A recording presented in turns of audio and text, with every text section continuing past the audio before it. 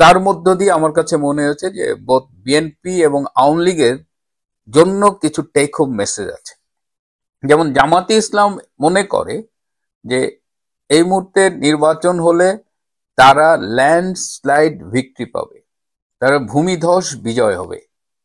কেন এটা এটা কি করে সম্ভব? কারণ জামাত ইসলামী খুব পুরনো একটা দল, সেই ব্রিটিশ আমলে তৈরি, এবং সেই থেকে আজ পর্যন্ত তারা কখনো ভূমিধস বিজয় তাদের নেতৃত্বে হয়নি। হয়তো ক্ষমতার শেয়ার পেয়েছে। 2001 সালে যে বিএনপি ক্ষমতা এসেছিল সেটা ছিল বিএনপি জামাত জোট সরকার।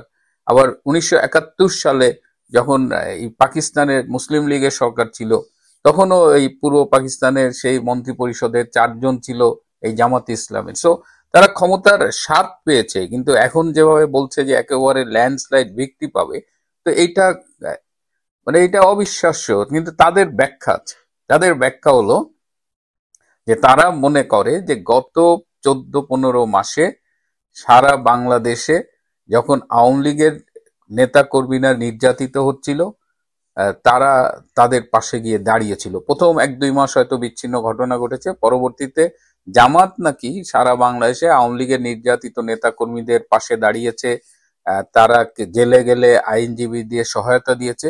এইভাবে তারা আওয়ামী লীগের সমর্থকদের একটা বড় অংশকে তাদের দিকে টেনে নিয়েছে।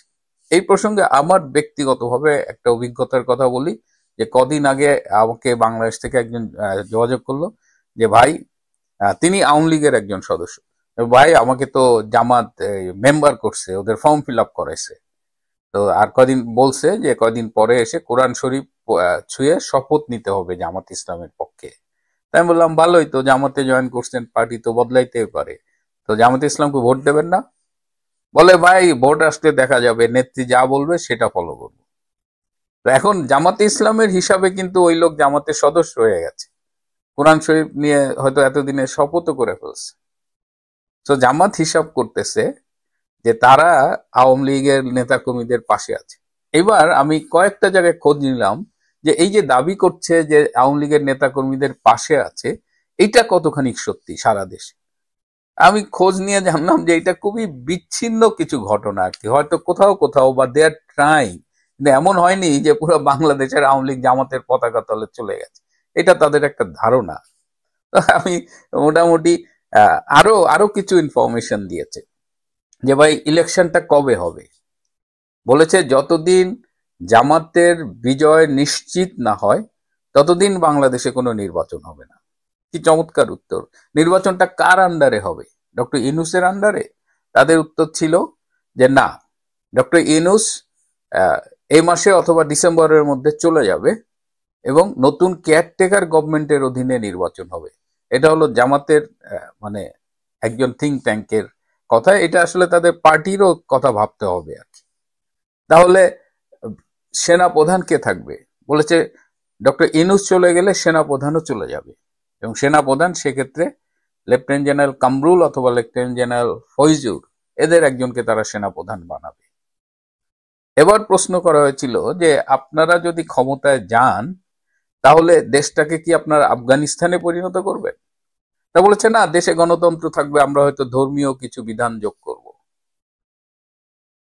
বিএনপির অবস্থা সম্পর্কে তাদের একটা মূল্যায়ন আছে যে বিএনপি তাহলে কি হবে।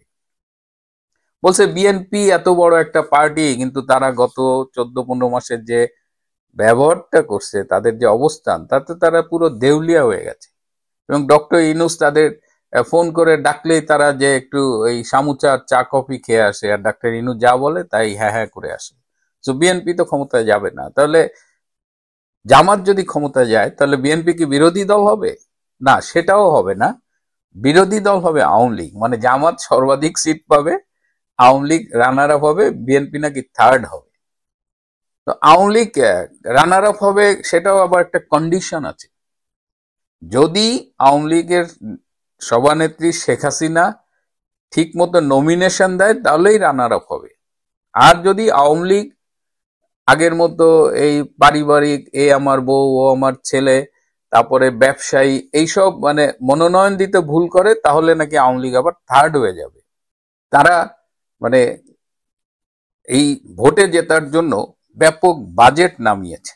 তারা নাকি বিভিন্ন জায়গায় যে কারো ফোন লাগলে মোবাইল ফোন কিনে দিচ্ছে, কারো একটা ট্যাব লাগলে ট্যাব কিনে দিচ্ছে, কারো আবার এটাও শুনলাম খুবই এক্সাইটিং যে ধরেন প্রবাসে তাদের কোনো সমর্থক আছে, ভোট দিতে চায় কিন্তু টাকার অভাবে দেশে আসতে পারবে না নির্বাচনে, সেই রকম যদি তারা নিশ্চিত হয় তাদের জন্য নাকি জামাতের একটা ফান্ড আছে। তার মানে জামাত প্রচুর টাকা উড়াচ্ছে। তারা হুক করু আর কুক করু তাদের ভোটে তাদের জিতবে এবং ক্ষমতায় যাবে।